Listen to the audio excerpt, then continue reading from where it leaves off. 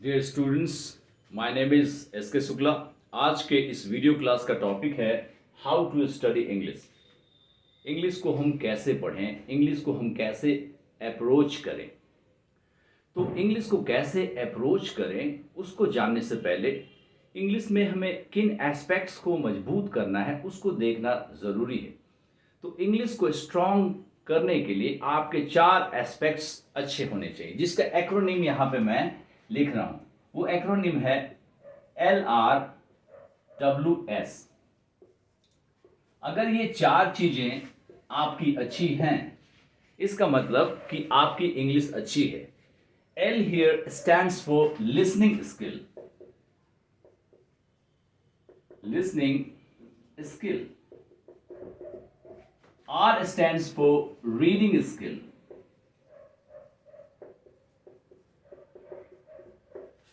W stands for writing skill. And S stands for speaking skill. तो अगर ये 4 skills आपके पास हैं, तब आप कंक्लूड कर सकते हैं या आप समझ सकते हैं कि आपकी इंग्लिश अच्छी है। ये लिसनिंग और रीडिंग स्किल, ये दोनों कॉम्प्रिहेंशन बेस्ड होते हैं। लिसनिंग स्किल का मतलब क्या होता है? लिसनिंग स्किल का मतलब होता है कि कोई व्यक्ति अगर इंग्लिश बोल रहा है तो आप उसको समझ लें बहुत अच्छी तरीके से। ये आपका लिसनिंग स्किल हो गया। रीडिंग स्किल का मतलब होता है कि इंग्लिश का कोई भी टेक्स्ट अगर आप पढ़ रहे हैं या कोई भी चीज़ पढ़ रहे हैं, इंग्लिश की पुस्तक पढ़ रहे हैं, तो आप उसको सिर्फ पढ़ें नहीं, रीड आउट नहीं करें, पढ़ने के साथ साथ आप उसको समझ पाएं। ये आपका रीडिंग स्किल है। W stands for writing skill. Writing skill का मतलब क्या होता है? आपके दिमाग में कोई भी अगर आइडिया आ रहा है, उस आइडिया को अगर आप करेक्ट वे में लिख पा रहे हैं, that will be called writing skill. S stands for speaking skill. Speaking skill का मतलब क्या होता है कि आपके अंदर जो आइडियाज हैं वो दूसरों को के साथ आप इंग्लिश में बोल सकें, इंग्लिश में उन आइडियाज को कम्युनिकेट कर पाएं। ये स्पीकिंग स्किल हो गया। तो इंग्लिश के ये 4 स्किल्स हैं जिस पे स्टूडेंट्स को मास्टरी करनी चाहिए, स्टूडेंट्स को इन पे अपना कमांड करना चाहिए। तो प्रश्न ये उठता है कि इन चारों स्किल्स पे हम कैसे कमांड करेंगे। तो चारों स्किल्स पे कमांड करने का सिर्फ 3 तरीका है। 3 element, there are 3 elements over which you need to have your command, you need to study. In fact, these 3 elements are: first is grammar. आपको इंग्लिश ग्रामर की बहुत अच्छी तरीके से जानकारी होनी चाहिए। दूसरा एलिमेंट है वोकैब। आपकी वोकैबुलरी बहुत ही अच्छी होनी चाहिए। तो ये 2 एलिमेंट्स हैं। अगर मैं इंग्लिश भाषा को ह्यूमन बॉडी के साथ कंपेयर करूं, तो ह्यूमन बॉडी को अगर मैं सिर्फ 2 पार्ट में बात करूं, स्केलेटन सिस्टम और स्केलेटन सिस्टम के ऊपर लगा हुआ मसल्स, ब्लड एंड स्किन, तो इंग्लिश भी बिल्कुल उसी तरीके से। इंग्लिश लैंग्वेज का स्केलेटन सिस्टम जो होता है उसका ग्रामर होता है, और ह्यूमन बॉडी में जो मैंने फ्लेश बताया, ब्लड बताया या स्किन बताया, वो वोकैबुलरी होती है, वोकैब्स होते हैं।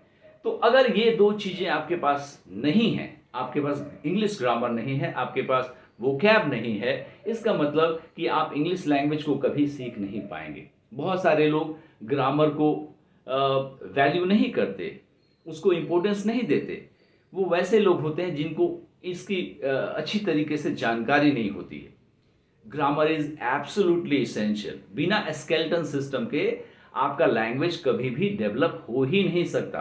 तो अगर ये 2 एस्पेक्ट्स अगर आपके पास हैं, इंग्लिश ग्रामर प्लस वोकैब्स, तब आप इन चारों चीजों को बिल्ड करने का सोच सकते हैं। तो मैंने शुरू में बात किया था 3 एलिमेंट्स। तो पहला एलिमेंट आपका हो गया इंग्लिश ग्रामर, दूसरा वोकैब्स, और तीसरा है प्रैक्टिस। सो प्रैक्टिस क्या? सबसे पहले बात करते हैं लिसनिंग स्किल की। आपके पास ग्रामर हो गया, आप सेंटेंस के स्ट्रक्चर को समझने लगे, वोकैब्स है आपके पास, तो आप लिसनिंग स्किल को डेवलप करने के लिए प्रैक्टिस क्या करेंगे? आपको प्रैक्टिस ये करना है कि आप इंग्लिश न्यूज चैनल्स को सुनिए, इंग्लिश के डिबेट्स को सुनिए, लोगों को बोलते हुए पेशेंटली सुनिए and try to understand them. it will start. Initially, you will have some difficulty, but later on, you will get comfortable in listening to people and understanding them. So, that is the way you can develop your listening skill. Now, come to the reading skill. Reading skill develop करने के लिए definitely आपको reading करना पड़ेगा. Reading करने के लिए आप बहुत सारी चीज़ों को रीड कर सकते हैं. स्कूल की किताबों को तो पढ़ते ही हैं, लेकिन उसके अलावा आपको न्यूज़पेपर रीडिंग करनी चाहिए. न्यूज़पेपर रीडिंग बहुत सारे स्टूडेंट्स के लिए डिफिकल्ट हो सकता है. So they should start with easier books, like they should start with some story book. They should start reading a magazine that comes for students, wisdom. उसके बाद वो न्यूज़पेपर पे शिफ्ट कर सकते हैं. सो एक बार जब आपको रीडिंग की आदत लगेगी, जो कि अभी के टाइम में रीडिंग की आदत स्टूडेंट्स की जा रही है. स्टूडेंट्स अभी क्या कर रहे हैं? स्टूडेंट्स पढ़ना कम कर रहे हैं. आजकल स्टूडेंट्स सिर्फ देखना पसंद करते हैं, सुनना पसंद करते हैं. They are used to watching videos on YouTube. मेरा वीडियो वॉच करिए. तो रीडिंग इज एब्सोल्युटली एसेंशियल. इसी स्किल को डेवलप करने के लिए हमारे स्कूल्स एंड कॉलेजेस में लाइब्रेरीज हैं. So reading skill is very very important. Now come to the writing skill. तो राइटिंग स्किल में थोड़ा सा आपको एक्स्ट्रा एफर्ट करना पड़ेगा. आपको ग्रामर, वोकैब के अलावा आपको सेंटेंस के स्ट्रक्चर्स, स्पेशल स्ट्रक्चर्स, टेंस, ये प्रॉपरली पढ़ने पड़ेंगे. और उसके बाद फिर आपको प्रैक्टिस करना पड़ेगा राइटिंग का. अलग अलग टॉपिक्स पे आप लिखेंगे तो धीरे धीरे आपके अंदर राइटिंग स्किल डेवलप हो जाएगी. उसी प्रकार आप अपने स्पोकन स्किल को भी डेवलप कर सकते हैं. The more you communicate with people in English, the better you get. तो 3 एस्पेक्ट इंग्लिश को सुधारने का क्या है? पहला है ग्रामर, दूसरा है वोकैब और तीसरा है प्रैक्टिस. और आपको ये जान के बिल्कुल सरप्राइज नहीं होना चाहिए कि फॉरेन यूनिवर्सिटीज़ में, यूके में, यूएसए में, ऑस्ट्रेलिया में कहीं भी पढ़ने के लिए जब बाहर बच्चे इंडिया से जाते हैं तो उनको बहुत सारे एग्जाम्स क्लियर करने पड़ते हैं, ये दिखाने के लिए कि उनकी इंग्लिश अच्छी है.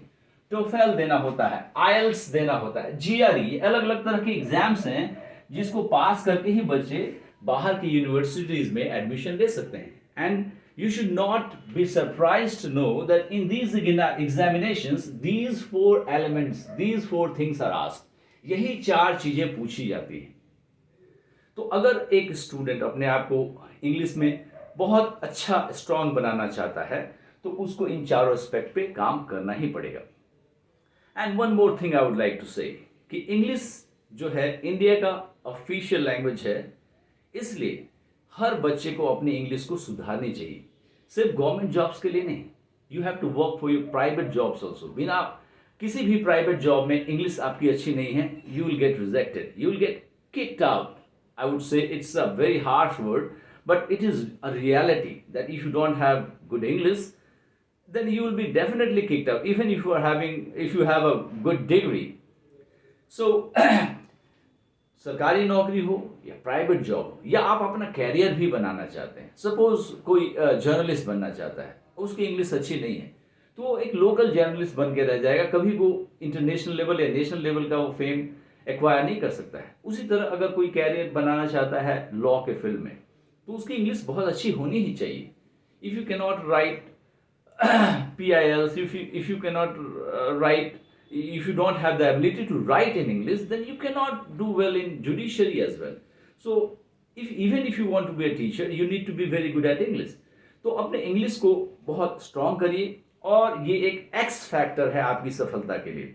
आई hope my video will be helpful to you. If it is, then you must subscribe my channel, and you can share this video among your friends. Thanks for watching.